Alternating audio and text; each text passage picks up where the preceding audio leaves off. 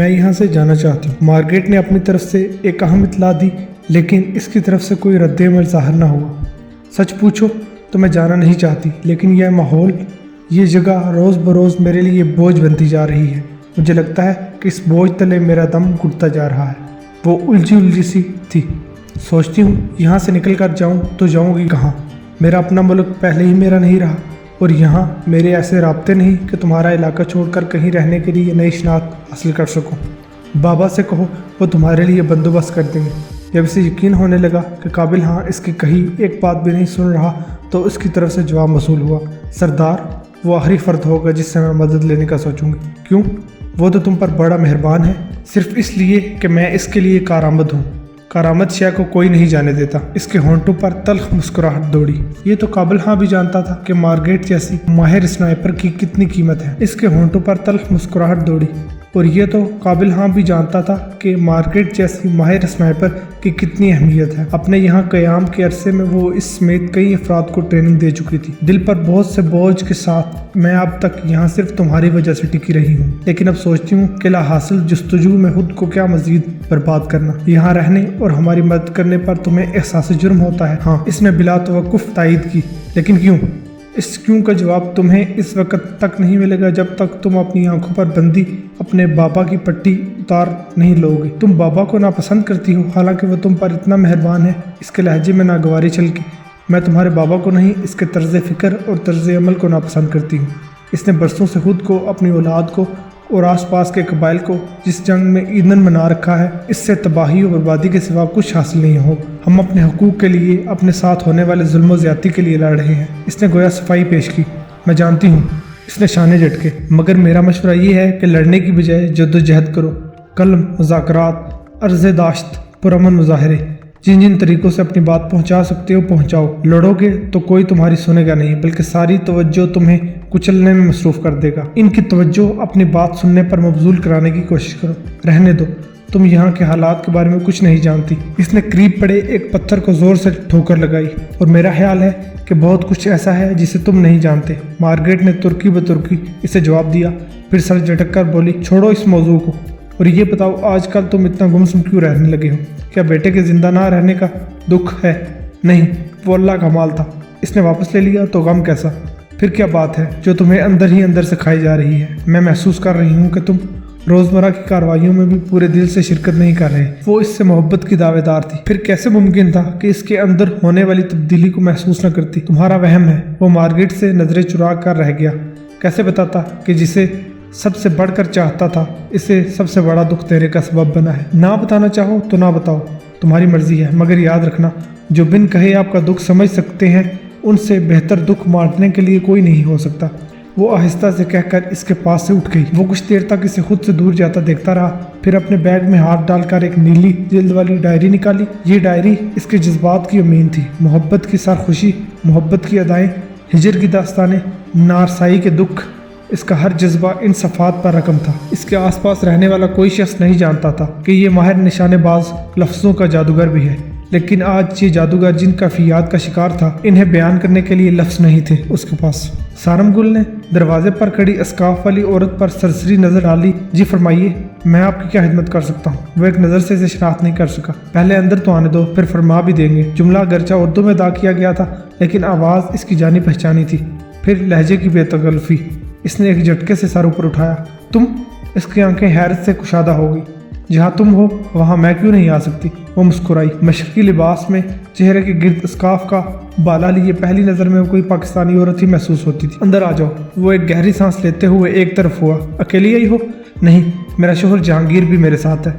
वो अंदर आकर बैठी नहीं थी, बल्कि बिस्तर के सरहाने मेज़ पर दरी किताबों के ढेर को उल्ट पुलट कर देखने लगी। ये शायरी फिक्शन पर मुबनी किताब थी और हर किताब के सरवर पर सिर्फ एक नाम लिखा था, सारमगुल। तो तुम लिखत बन गए हो। पैदाइशी था, बस अब इसे आमदन का जरिया बना लिया। वो मुस्कुराया।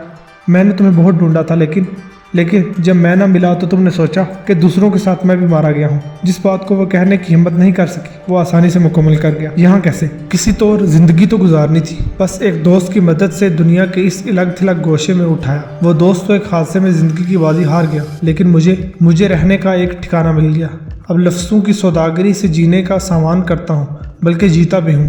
बल्कि जीता भी क्या हूँ, बस एक जिंदगी की गाड़ी घसीटता हूँ। यह कहकर वो खामोश हुआ तो बहुत देर तक उनके दरमियान खामोशी छाई रही। तुम यहाँ तक कैसे चली गई? वैसे उर्दू बहुत अच्छी तरह बोलना सीख ली है तुमने। आखिर में इसने खुद ही खामोशी को तोड़ा। मैंने ज़िंदगी में इतने मुश्किल काम किए हैं, उर्दू सीखना तो निस्बतन आसान है। यहाँ घूमने आई हो? नहीं, तुमसे मिलने, इसने तुरंत जवाब दिया। तुम्हें किसने बताया मैं यहाँ हूँ? खुद तुमने। मैंने? वो हैरान हुआ। बैरक M107 की गोली बर्फानी चीते के सर में उतारने के बाद भी हैरान हो। तुम्हें ये खबर कैसे मिली? वो इसका जवाब सुनकर मशकूक नजरों से उसे घूरने लगा। मेरा शोहर जहांगीर एक हसास इदारे में मुलाजिम है और मुझ पर बहुत एतमाद करता है। मैंने कई अहम केसेस हल करने में इसकी मदद भी की है और अब तुम इसे एक और केस हल करके दे चुकी हो। वो तंज से हंसा। मैंने इसे तुम्हारे मुतालिक कुछ नहीं बताया। इसका चेहरा सुर्ख हुआ, लेकिन फिर वो खुद को संभाल कर मोतदिल लहजे में बोली, मैंने यहाँ आकर इस मामले के मुतालिक जो तहकीकात की हैं, इससे इस नतीजे पर पहुंची हूँ कि ज़रगूने नाम की लड़की जो बर्फानी चीते के हाथों मौत का शिकार हो गई थी, उसने तुम्हें इस काम पर मजबूर किया। तुम्हारा अंदाज़ा गलत नहीं है, इसने तस्दीक की। कुछ अजीब सा रद्द-ए-अमल नहीं दिया तुमने इस मामले में। एक जानवर से इंतकाम, वो भी इतनी नायाब नस्ल के जानवर से जिसकी एक झलक देखने के लिए भी लोग तरसते हैं। मेरे नज़दीक ज़रगूने की इज्जत इस जानवर से कहीं ज़्यादा कीमती थी। मैं इसके भाई के एहसानात और खुद इसके खलूस का मकरूज था। वो उठकर कमरे के एक गोशे में गया और इलेक्ट्रिक केटल में पानी डालते हुए बोला, चाय बनाता हूँ तुम्हारे लिए। मौसम तब्दील हो गया था और आबशार के दहाने पर बने बिजली घर ने काम शुरू कर दिया था, इसलिए इन दिनों गांव के मकीन बिजली से मुस्तफीद हो रहे थे। क्या ज़रगूने का भाई तुम्हारा वही दोस्त था जो तुम्हें इस गांव में लाया? सिर्फ यहाँ लाने का एहसान नहीं किया, इस वक्त भी मेरा सहारा बना जब मैं बेयारो मददगार अपनी जख्मी टांग के साथ किसी पनाहगाह की तलाश में भटक रहा था। मैं जिन हालात का शिकार था, इसमें अपना साया भी साथ छोड़ जाता है। ऐसे में इसने यूनिवर्सिटी की 4 साल दोस्ती की लाज रखी, तो ये उसका मुझ पर बहुत बड़ा एहसान था। इस मोहसिन के बूढ़े बाप को एहसास ज़िल्लत से निकालने और इसकी ज़िंदगी के आखिरी हिस्से को आसान बनाने के लिए बर्फानी चीते की कुर्बानी मेरे नज़दीक महंगा सौदा नहीं था। हमारे यहाँ एक गयूर बाप के लिए अपनी बेटी के किरदार पर उठने वाली उंगलियों के मुकाबले में इसकी मौत का सदमा सहना ज़्यादा आसान होता है। मैंने भी इसकी दोनों औलाद के एहसानात के बदले इसके लिए ये आसानी पैदा कर दी। वो गर्म बाप उड़ाती चाय कप्पू में उड़ेलने लगा। ज़रगूने का क्या एहसान था तुम पर? वो मुतजस्सिस हुई, पगली थी, एक बंजर ज़मीन में मोहब्बत के फूल खिलाने की कोशिश करती थी। इस रोज़ भी मोहब्बत की परवाह न करते हुए मेरी तीमारदारी के लिए यहाँ आई थी और वापसी में बर्फानी चीते के पेट का ईंधन बन गई। इस हादसे की मुझ समेत किसी को खबर नहीं हुई और हर तरफ ये खबर फैल गई कि ज़रगूने घर से भाग गई है। वो उसे तमाम तर तफसीलात सुनाता चला गया। चाय अच्छी बनाई तुमने। वो समझ नहीं पाई कि इसे इस सूरत हाल में क्या तबसरा करना चाहिए। सब छोड़ो और ये बताओ तुम यहाँ क्यों आई हो? मैं ये नहीं मान सकता कि हसास इदारे में काम करने वाले तुम्हारे शोहर ने सिर्फ और सिर्फ तुम्हें अपने साहब महबूब से मुलाकात का मौका फराहम करने के लिए यहाँ तक भिजवाने का एहतमाम किया है। वो इतना अच्छा इंसान है कि अगर मैं चाहती तो सिर्फ इस मकसद के लिए भी ये एहतमाम कर सकती थी। लेकिन ये सच है कि तुम तक मेरे पहुँचने के पीछे एक खास वजह है। इसने ज़रा सा तवक्कुफ किया और फिर इसे वो वजह बताने लगी। लेकिन ये काम तो तुम खुद भी अच्छी तरह अंजाम दे सकती हो। नहीं दे सकती। इसने अपना दायां हाथ इसके आगे किया। इसके दाएं हाथ का अंगूठा जड़ से कटा हुआ था। सारंगुल ने अजियत से आंखें मींच ली। तो आखिरकार तुम जा रही हो? हाँ, वो उदासी से मुस्कुराई। बाबा को तुम्हारे यूं बगैर इतला दिए जाने से शक लगेगा, मुझे मालूम है। हो सकता है वो बहुत खफा भी हूँ। तुम यहाँ महफूज थी मार्केट, बाहर की दुनिया में तुम्हें बहुत से चैलेंजेस का सामना करना पड़ेगा। मैं जानती हूँ, लेकिन थोड़ी सी सही ऐसी जिंदगी जीना चाहती हूँ जिसमें मेरे दिल पर बोझ ना हो। वो अपने मौक़िफ़ पर डटी रही। पता नहीं तुम ऐसी बातें क्यों करती हो। हम तो खुद मजलूम हैं और अपने कुचले और पिसे हुए लोगों के तहफ़्फ़ुज़ के लिए हथियार उठा रखे हैं। मैं तुम्हें पहले भी बता चुकी हूँ कि हथियार उठाने के अलावा तुम्हारे पास बहुत से रास्ते हैं, लेकिन तुम ना समझे। मेरा मशवरा है, आज रात किसी पैर अपने बाबा के पास मुलाकात के लिए आने वाले चंद मेहमानों से होने वाली गुफ्तगू सुनने का एहतमाम करो। तुम बहुत कुछ जान लोगे। इसने मशवरा दिया। कौन मेहमान, कैसी मुलाकात? इसके पास कोई इतला नहीं थी। कौन का जवाब तो तुम्हें इनकी गुफ्तगू सुनकर हो जाएगा। अलबत्ता मुलाकात का मकाम बताए देती हूँ। इसने दूर पहाड़ों में मौजूद इनके एक ठिकाने की निशानदही की। तुम ये सब कैसे जानती हो? वो इस मालूमात पर हैरान था। वो सरदार शामिल खान का बेटा होकर भी ये नहीं जानता था। मैं तुम्हें नहीं बता सकती। वो नजरें चुरा गई, फिर शाने से बैग लटकाए हुए बोली, अच्छा अब इजाजत दो, मैं तुम्हें इलाके की हदूद से बाहर छोड़ देता। इसने एक बार फिर वो पेशकश की जिससे वो बहुत पहले ही रद्द कर चुकी थी। Goodbye. वो मुस्कुराती हुई रुख मोड़ गई।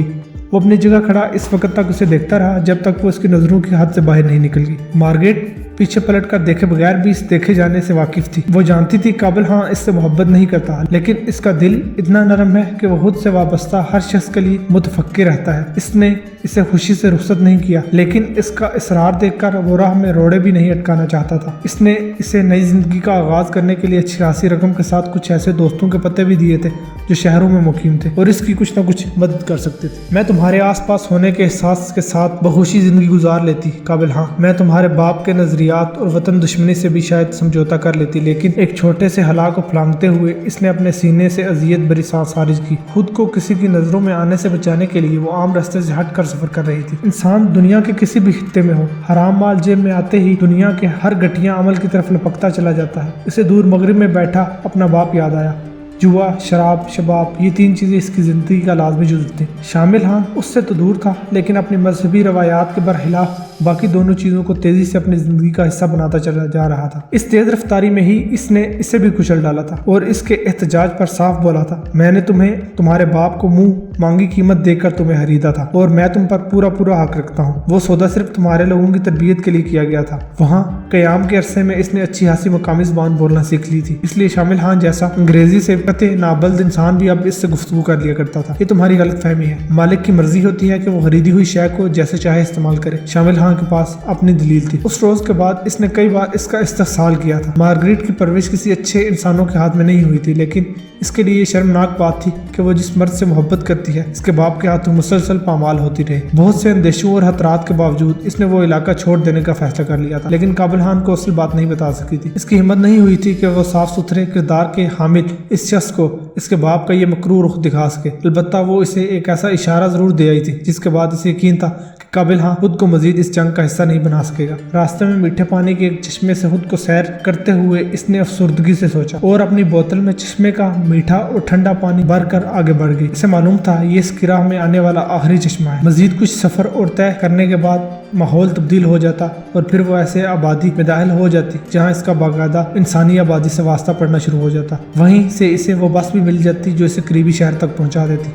वहाँ से आगे से खुद फैसला करना था कि वो किस बड़े शहर का रुख करेगी। काबिल हाँ ने इसे रास्ते में रहनुमाई के लिए मुकम्मल नक्शे बना दिए थे और ये भी समझाया था कि किस मकाम से कहाँ से जाने के लिए कौन कौन सी सवारी मिल सकती है। इसे खुशी थी कि अब तक के वो सफ़र में कहीं भटकी नहीं थी और बताई गई निशानियों के मुताबिक कामयाबी से आगे बढ़ती जा रही थी। मकामी लिबास में होने की वजह से रास्ते में मिलने वाले इक्का दुक्का अफराद ही इसकी तरफ तवज्जो दे सके थे। आखिरकार जब वो बहुत थक चुकी तो उसे वो आबादी दिखाई देने लगी जहाँ से इसे करीबी शहर के लिए बस लेनी थी। खामोशी से हमारे साथ चलो वरना मारी जाओगी। बस अड्डे पर पहुंचकर अभी वो मुसाफिर बस की तरफ बढ़ ही रही थी कि दो मर्द इसके दाएं बाएं आ खड़े हुए थे और अपने हथियारों की मदद से इसे धमकाया।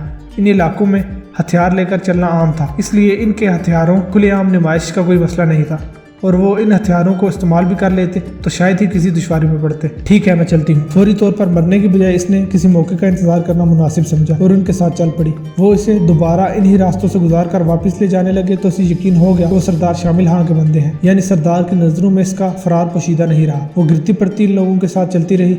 वो रास्ता जो पहले जोश में आसानी से तय कर लिया था अब बहुत मुश्किल लग रहा था, लेकिन वो लोग इसे रुकने नहीं दे रहे थे। जहाँ इसके कदमों की रफ्तार धीमी पड़ती वो इसे गालियाँ देने के साथ जदोकोब करने से भी गुरेज नहीं करते। बस इस तरफ रुकना है। सरदार ने कहा आज की रात इसे इलाके में नहीं लाना। इस खाना खराब को काबिल हाँ ने देख लिया तो बात बिगड़ जाएगा। सरदार शामिल हाँ के इलाके में दाखिल होने से पहले ही इनमें से एक बोला तो मार्गरेट के दिल में पैदा होने वाला ये महूम सा शक दूर हो गया कि शायद इसकी गिरफ्तारी में काबिल हाँ का कोई हाथ है। वो लोग इसे साथ लेकर पहाड़ों में मौजूद गार के अंदर ले गए। राग रोशन की गार अंदर से साफ सुथरा था, जिसका मतलब साफ था कि वो लोग इसे इस्तेमाल करते रहते थे। मार्गरेट को अभी तक कोई मौका नहीं मिल सका था। वो इसकी तरफ से मुकम्मल तौर पर होशियार थे। एक बंदा सारे काम निपटा रहा था जबकि दूसरा हथियार समेत इसके सर पर खड़ा था। इसके हाथ पैर बांध दो ताकि हम सुकून से खा पी सके और थोड़ा सा आराम भी कर ले। जलती आग पर बर्तन रखकर कुछ गर्म करते शख्स ने अपने साथी को मशवरा दिया और इस मशवरे को अमली जामा पहनाने के लिए अपने काम छोड़कर साथी की मदद करने लगा। इसकी मशकें कसने के बाद वो आपस में मुश्कियां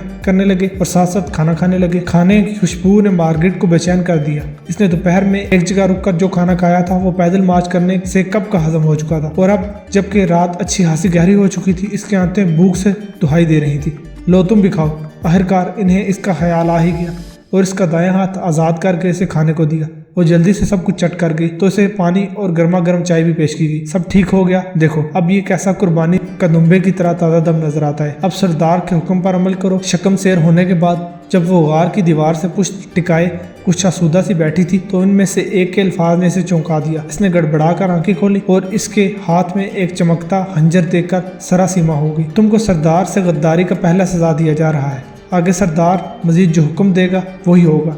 इसे इतला देने वाले ने यकदम इसका आज़ाद हाथ अपने जूते तले मजबूती से दबाया ताकि वो पूरी कुव्वत सर्फ करने के बावजूद हाथ को इस बोझ तले से ना निकाल सके। अगला लम्हा इससे कई गुना ज्यादा अजियतनाक था। दूसरे शख्स ने इसका अंगूठा तेजदार हंजर से एक झटके में काट डाला। ये अजियत ऐसी थी कि वो बिन पानी के मछली की तरह तड़पने लगी, लेकिन इन दोनों ने इसे काबू में करके न सिर्फ महारत से इसके जख्म की पट्टी भी कर दी बल्कि एक इंजेक्शन लगाने के साथ कुछ गोलियां भी निकलने के लिए दे दी। वो बहुत देर तक दुख और अजियत के बायस पड़ी सिसकती रही, लेकिन फिर दुआओं के ज़ेर असर इस पर गनूदगी तारी हो गई। इस गनूदगी से इसे तेज धमाकों की आवाज़ ने निकाला। लगता है ड्रोन हमला हुआ है। इनमें से एक बोलता हुआ गार के दहाने की तरफ भागा। इसी असना में दो मजीद धमाके हुए। क्या हुआ है? ये धमाकों का आवाज़ कैसा है? आईकॉम सेट पर राब्ते की कोशिश करता शख्स राब्ता होते ही चीख कर पूछने लगा। दूसरी तरफ से जो जवाब आया इसे मार्गरेट एक और होने वाले धमाके की आवाज़ सुन न सकी। समंदर खान, फौज इलाके को घेरने की कोशिश कर रही है, आओ मेरे साथ चलो। आईकॉम थैले में डालकर वो शख्स बोलता हुआ बाहर निकल आया। इन लम्हात में या तो उन्हें मार्गरेट भूल गई या फिर ये इत्मीनान था कि वो बंधी हुई है इसलिए भाग नहीं सकती। मार्गरेट भी जानती थी कि उसे दूसरा मौका शायद ही मिले, चुनांचे आज़ादी के हसूल के लिए एक मुश्किल फैसला कर बैठी। अजियत पहले ही कम नहीं थी। अपनी बंदिशों को आग पर रख कर जलाते हुए वो दर्द की इंतहा पर से गुजर गई। इतनी अजियत के आलम में आम हालात में कोई चलने का सोच भी नहीं सकता था, लेकिन वो आज़ादी की चाह में अंधेरे से बेनियाज गिरती पड़ती भागती चली गई। कई बार ठोकर लगकर गिरने से भी चोटें आई, लेकिन इसने अपने कदम नहीं रोके। बस एक जुनून सा था कि किसी तरह सरदार शामिल खां की पहुंच से दूर निकल जाए। इस जुनून में एक जोरदार ठोकर ऐसी लगी कि वो दूर तक लड़कती चली गई। हाल्ट! एक खुरदरी जोरदार आवाज ने इसके पूरे वजूद में सर्द सी लहर दौड़ा दी। इस दिन का लुढ़कना उसे जहांगीर तक ले गया।